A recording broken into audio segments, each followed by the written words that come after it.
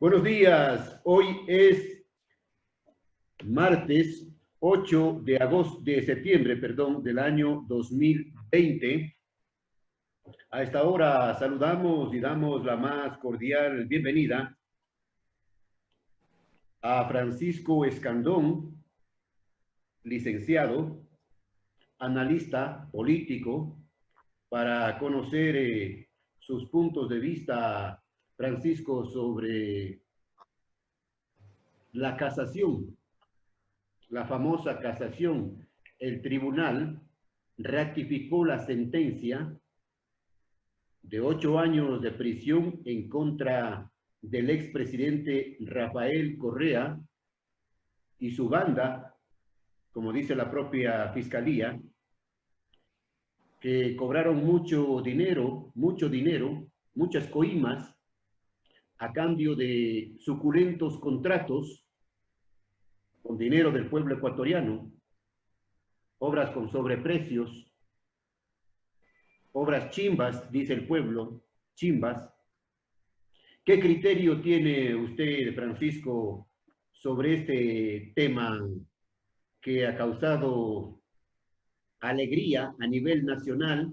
Porque mucha gente dice que al fin se vio una luz al final del túnel, que al fin brilló la justicia. Buenos días, gracias por atender la invitación. Adelante. Buen día, Jaime. Permítame saludar a toda la audiencia de Radio Revista El Observador. Un abrazo a todos y todas en estos momentos en que todavía se desarrolla la pandemia.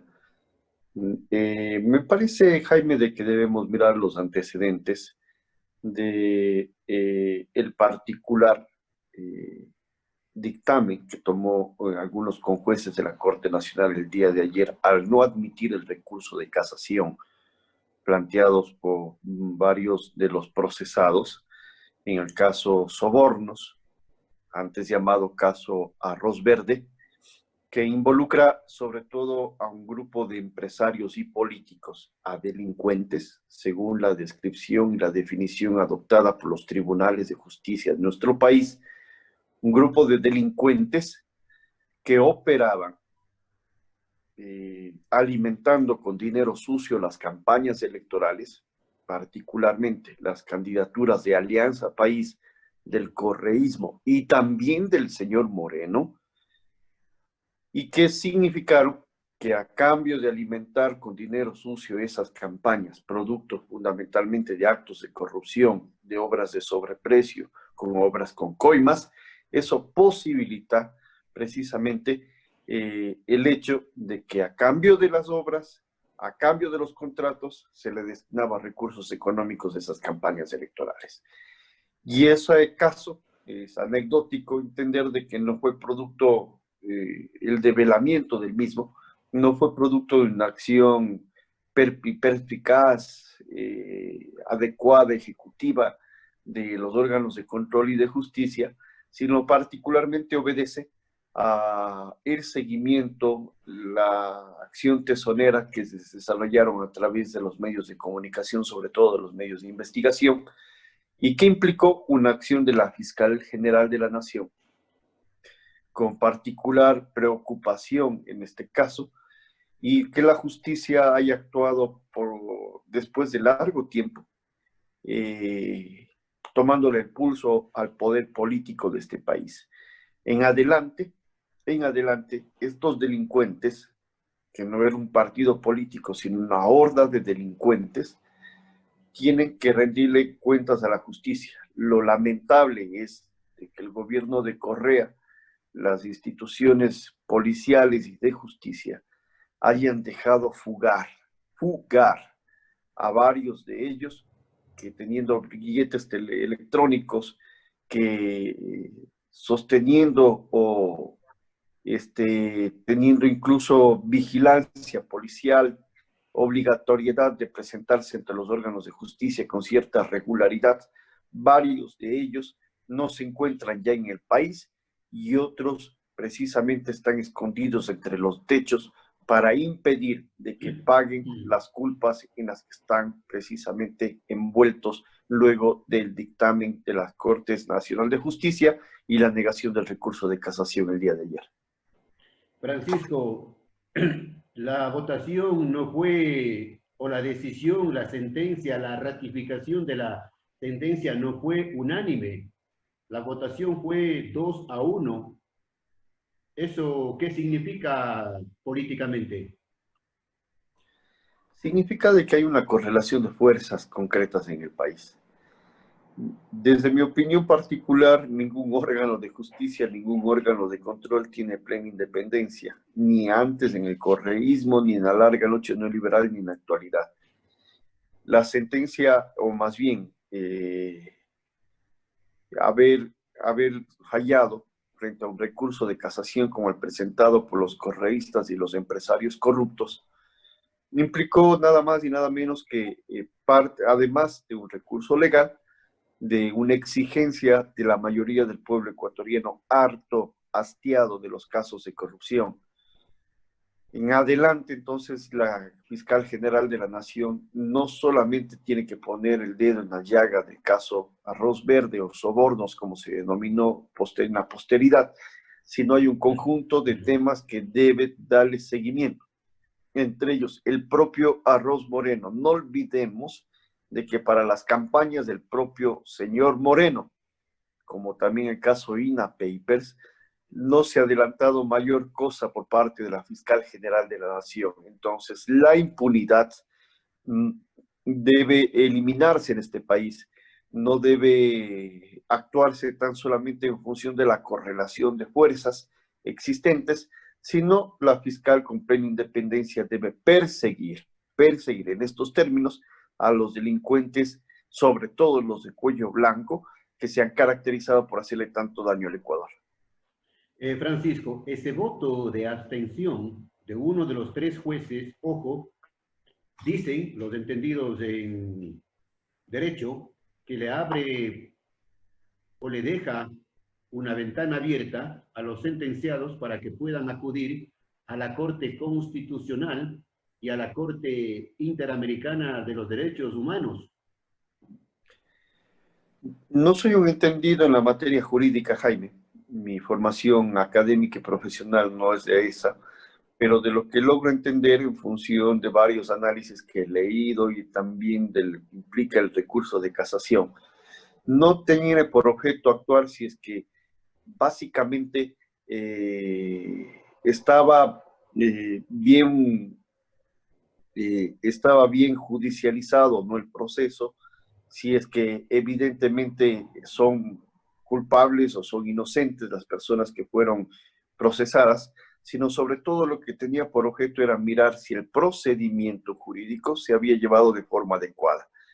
Y el procedimiento jurídico, una mayoría acaba de definir el día de ayer que fue llevado de manera correcta y entonces debe ser respetado de esa manera. Ahora, las pataletas de ahogado que pretende dar el correísmo y los corruptos de esta banda delincuencial pueden hacerlo, están en ejercicio de su pleno derecho, pero partimos de un elemento concreto: huidos, prófugos, escondidos, Con grilletes. refugiados, autoexiliados. Estos delincuentes genera bastante incredulidad de que sus acciones sean efectivamente bien dadas, bien llevadas y cumplidas con rigurosidad de acuerdo a los procedimientos legales que existe en el Ecuador. Ahora, esta sentencia confirmada en casación mueve, revolotea el avispero político para las próximas elecciones. ¿Cuál es su lectura? Bien, la casación, entre otras cosas, confirma la muerte política de varios de estos personajes, en particular del señor Rafael Correa, del delincuente Rafael Correa, de acuerdo al dictamen tomado el día de ayer. Y eso implica un cambio, me parece, en el comportamiento político general del país. La inhabilidad de Correa para participar en elecciones formales, salvo aquella que signifique la presidencia de la celda o la presidencia del reclusorio en que se le ubique, demuestra efectivamente de que hay una normativa de que debe ser respetada y eso mueve el tablero político en el Ecuador. Yo creo en lo particular, Jaime, y quienes nos escuchan, de que el plan A del correísmo nunca fue tenerle de binomio presidencial al señor Rafael Correa, porque ellos sabían que implicaba una decisión de estas características, no solamente por la ratificación de la sentencia y no haber acogido el recurso de casación que presentó su defensa ante los tribunales del país, sino porque había un conjunto de elementos que impedía en realidad que éste sea candidato, una vez de que la normativa o el reglamento que establecieron ellos mismos en el año 2012 para impedir la candidatura de Bucaram, del acto personalísimo, indelegable, para poder aceptar una candidatura tanto asambleísta, a legislador, como de igual forma presidente o vicepresidente de la República o cualquier cargo de elección popular. Sabían de que era muy complicado de que el señor Correa se presente ante la autoridad competente. Y por eso el show mediático llevado a cabo a través de internet con una tableta o un dispositivo electrónico, de allí el poder entregado a su hermana Pierina, tenía invalidez y ellos lo conocían. Pero a pesar de ello, insistieron en la presencia de Correa, de Rafael, como parte del binomio del señor Arauz, a propósito de jugar, sobre todo, un importante show mediático que trate de afirmar la tramoya, sobre todo de victimización de Rafael. Entonces, me parece de que debemos entender esto. Ese era el plan original por parte del correísmo. Sabían de las condiciones políticas existentes, de las normativas presentes, y por eso jugaron este plan de victimización. En adelante, el correísmo tendrá que sacar debajo de la manga su real carta para completar el binomio de Arauz. Se habla de algunos personajes, pero más allá de aquello, es distinto tocar guitarra que tocar violín. Y digo aquello porque los números de las fuerzas correístas se ven disminuidas a partir de la ratificación de la sentencia en el caso Arroz Verde o sobornos y también de la inhabilidad política de Correa para ser candidato a cualquier puesto de elección popular. Claro, montaron, como usted dice, ese show barato, montaron ese show mediático, esa payasada, ese circo,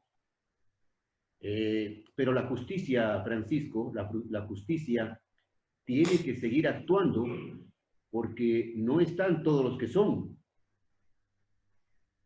No están todos los que son ni son todos los que están, porque además varios no están, Jaime. Este ejercicio de refugiarse en las embajadas, de autos de exilios, básicamente están alrededor de la órbita de conservar la impunidad. Entonces, son olímpicas huidas que se les pasa por las galletas a la Policía Nacional, a los organismos de control y de justicia. Y esto, a pesar de que cacareen tanto un ejercicio de persecución política selectiva, que es el caso que se ha escuchado el argumento por parte del correísmo, o un aparente Laufar, o también han hablado sobre el caso de que existe una especie de acción estatal para invalidar a la fuerza compromiso social o del correísmo. Lo que ocurre en tanto y en cuanto es de que se está persiguiendo, como debe de ser, a cualquier organización de tipo delincuencial, pero que la justicia y sobre todo la fiscalía debe actuar con la suficiente celeridad para juzgar otros casos vinculados con la misma acción delictiva que jugaba una organización que se hacían llamar políticos y que realmente son delincuentes. Debe actuarse no solamente en correspondencia de lo que implicó el correísmo, sino también lo que implica sus aliados. Y el mismo caso, lo que ocurre durante la administración del señor Moreno y de todas aquellas organizaciones políticas que nacieron bajo su paraguas. En estas propias elecciones, aún hay un sinnúmero de organizaciones políticas que nacieron bajo el paraguas del poder, tanto del correísmo como ahora del señor Moreno, que deberían estar inhabilitadas por la forma fraudulenta, sospechosa en cómo lograron su registro electoral, pero sin embargo, hoy tienen incluso hasta candidato presidencial. Delincuentes, Francisco, que se pusieron en el membrete de políticos para saquear el país con audacia, con cinismo, para llevar todo lo que pueden de los recursos sagrados de la patria. Sí, es evidente, Jaime, cuando la gente tiene ira, repudio hacia los políticos, están involucrados o media o tienen su retina lo más inmediato, que es precisamente estos casos, que son condenables, rechazables. Pero la política no es aquello. La política evidentemente tiene otro trasfondo que debe ser recuperada, y los organismos de control y las propias organizaciones y formaciones políticas deben preocuparse en ese sentido. Pero lo cierto es de que de los binomios electos, la gente puede comenzar a discriminar cuáles de ellos están involucrados en los casos de corrupción, cuáles de ellos colaboraron con el señor, en el gobierno del señor Correa, quienes cogobernaron y hasta cogobiernan en el gobierno del señor Moreno, y quienes han mantenido su independencia y fundamentalmente su accionar junto al movimiento social y popular. Por lo tanto, me parece de que la ratificación de la sentencia del día de ayer forma parte de una correlación de fuerzas, o agitará la correlación de fuerzas, en donde habrá tres sectores en lo fundamental que concentrará la mayor votación de los ecuatorianos y ecuatorianas. Una que representa al pacto empresarial burgués del gobierno de Moreno, en donde fundamentalmente muestra la candidatura del señor Lasso y los esfuerzos desesperados por parte de la derecha y la embajada norteamericana para tratar de aliar a un conjunto de fuerzas alrededor de esa candidatura que estaba estacionada en las preferencias electorales, no subía ni bajaba en sus números. Y la otra candidatura que representa a toda una década de corrupción y que pretende blindar de impunidad al capo de todos los capos, al señor Correa, que pretende meterle en la mano nuevamente a la justicia para revertir la sentencia. Ese es el interés particular de la candidatura de Arauz. Y una tercera candidatura que me parece que tiene importante proyección a propósito de su no vinculación con estos dos procesos, tanto con el del neoliberalismo o de la corrupción correísta, que es la candidatura de Yacu Pérez, que se perfila precisamente con importantes números. Pero se está hablando también en las últimas horas, no de manera oficial, de otro binomio de ISA con Mary Zamora. ¿O es falsa esa información? Desde la Unidad Popular, partido donde milito, Jaime, no tengo por qué ocultar mi militancia política. Desde un inicio planteamos de que apoyaríamos al candidato que resuelva el movimiento indígena, y ese candidato es Yacu Pérez. Otro elemento adicional es de que existe imposibilidad legal este rato para la inscripción de las precandidaturas. Los procesos de primaria se debían haber desarrollado hasta el 3 del mes de septiembre. Eso está fuera de la fecha, es imposible, forma parte precisamente de un engaño que a través de las redes sociales pretenden precisamente llevar a cabo una campaña que se denomina de fake news, de noticias falsas, para tratar de dispersar los electorados. Bien, ahora, pero tenemos precandidatos como en botica. Eso, algunos analistas piensan, dicen que no le hace un bien a la democracia, que confunde al pueblo, que alguien saca tajada de estos precandidatos numerosos. Yo discrepo con esa tesis de que debe haber una especie de bipartidismo, máximo tres, y ponen siempre de ejemplo a la democracia aparentemente superior como los Estados Unidos de Norteamérica. Tanta democracia que tiene que ser impuesta a través de bala y de fuego en distintos países del mundo entero, en distintas regiones. Si es que existiera tanta democracia, no se mataran negros y latinos precisamente por el color de su piel frente a una acción policial represiva. Si existiera tanta democracia, no se llevara a cabo tantos bloqueos económicos como lo que lleva adelante el imperialismo norteamericano. Y además de eso es cuestionable, no es cierta esa información, porque aparte de lo que nos han vendido la imagen de que se representan a las elecciones republicanos y demócratas, no es cierto, hay un proceso de primarias en donde se develan las diferentes divergencias existentes entre esas fuerzas políticas al su interior, y también en la propia papeleta se puede votar por otras candidaturas. Por lo tanto, no es cierto ese argumento. Ahora, en el caso del Ecuador, al principio existían probablemente más de 23 binomios o 23 candidaturas presidenciales. En Francisco, la actualidad hay 16 que han cumplido el proceso de aceptación de la candidatura luego de que se haya dado las primarias, y me parece que en la inscripción misma habrán algunos menos. Francisco, pero no en todas las elecciones primarias se puede hablar de democracia, porque se imponen nombres, pues. Desde luego, hay gerentes propietarios de los partidos políticos. El caso del partido del banquero. Sabíamos de antemano quién iba a ser el candidato. Y de otros partidos más. El ejercicio de una democracia dentro de las organizaciones políticas implica no solamente el acto formal de las primarias, sino exige también lo que alguna gente ubica como si fuese pugnas, contradicciones, lo que ocurrió dentro del movimiento indígena, precisamente, Jaime.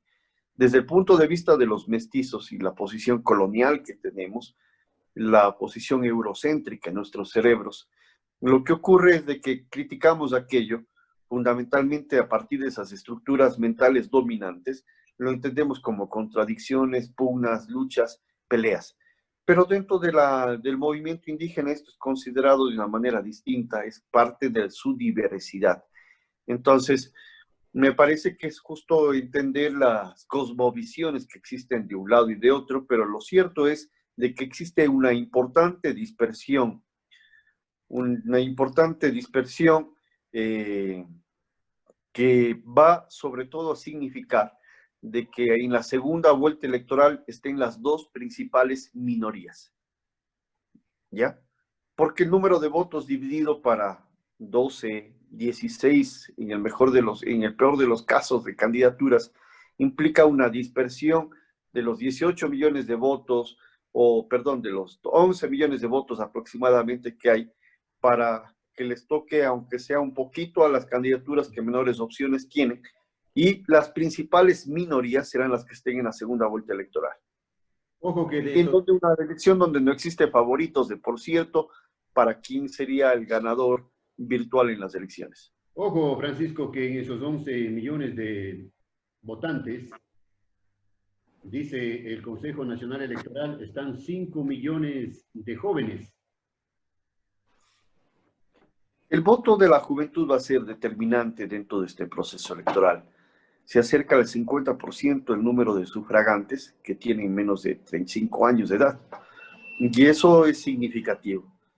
Y allí es necesario valorar las estrategias políticas que adopten cada una de las organizaciones y cada una de las candidaturas, porque creo yo de que esta campaña, no solamente por el hecho de la pandemia, sino por el número de electores jóvenes, va a tener otra trascendencia. Hay un ejercicio de campaña electoral y de proselitismo político que se desarrollará en la manera tradicional, lo que se conoce ahora por parte de los consultores políticos como la campaña offline, y también hay un buen segmento de la campaña, por las propias particularidades actuales que vivimos a propósito del COVID y también por el número de sufragantes jóvenes, es la campaña online, la campaña en línea. Entonces, allí hay algunas preocupaciones que tienen los jóvenes, que tienen los electores, pero me parece de que va a ser una campaña electoral que va a ser altamente ideologizada. Y cuando digo altamente ideologizada es en función de los principales problemas que están en la cabeza de los electores en general. ¿Cuáles son esos problemas? Por ejemplo, alrededor de la educación, alrededor de la salud, alrededor del Instituto Ecuatoriano de Seguridad Social. Si es que es público o se privatiza. Y allí no hay medias tintas. El señor Lasso tendrá que decir a sus electores: quiero que se privaticen los servicios públicos, y en el caso de la candidatura de Yacu, por ejemplo, plantea de que es necesario precisamente de que se fortalezcan los servicios públicos. Otro tema que está dentro de vinculación es de que si es necesario exacerbar las concesiones y las explotaciones mineras y petroleras o no. Tiene tanto el correísmo como el señor Lasso clarito el panorama de que es fundamental agudizar precisamente la expoliación de los recursos naturales, mientras que hay una candidatura ecologista. Hay también una visión con respecto a la deuda pública de nuestro país. La fórmula para salir de la crisis, tanto del señor Lasso como del señor Correa, ha sido el endeudamiento público, y en el caso de la candidatura Yacu Pérez, plantea precisamente la renegociación de la misma. Por lo tanto, son temas altamente ideologizados, y allí creo yo de que tiene mayores posibilidades de crecimiento de la candidatura indígena y popular. Bien, finalmente, Francisco, y volviendo al tema inicial de esta entrevista, la ratificación de la sentencia en casación de 8 años de prisión para el jefe de la banda y su caterva. El país entero, especialmente la clase política, esperamos que aprenda la lección, ¿no? Que aprenda la lección y que sea el inicio de una nueva época en donde la cosa pública se maneje con honestidad, y que también sea el inicio de una nueva era para la justicia. Yo quisiera de que fuese así, Jaime, pero me parece de que ahí hay una confusión en categorías, y también la voluntad que gana la realidad. Y digo eso porque tenemos un Estado construido básicamente bajo el dominio de las élites. Ahora se ha juzgado a un sector de las élites, no a todas. Por eso debe la fiscal Salazar actuar con la misma prolijidad, con la misma vehemencia, a propósito de que se juzgue los casos vinculados al señor Moreno y a otras élites. Con la misma vara, Francisco. Claro, desde luego, ese es el ejercicio de la justicia. Pero todo cambiará en tanto y en cuanto de quienes sean poder. Si las élites continúan haciendo del Estado su propiedad, cambiará muy poco. Son las contradicciones de grupo precisamente las que prevalezcan, de grupo económico me refiero. Pero en tanto y en cuanto el Estado sea controlado y dirigido por los trabajadores, los pueblos y la juventud, será distinta la naturaleza.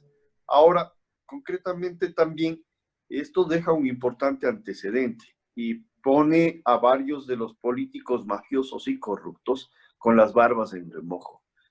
Y es necesario valorar sobre todo, no solamente la acción de determinado funcionario público que tuvo a bien hacer justicia en este país, sino sobre todo la acción del pueblo ecuatoriano.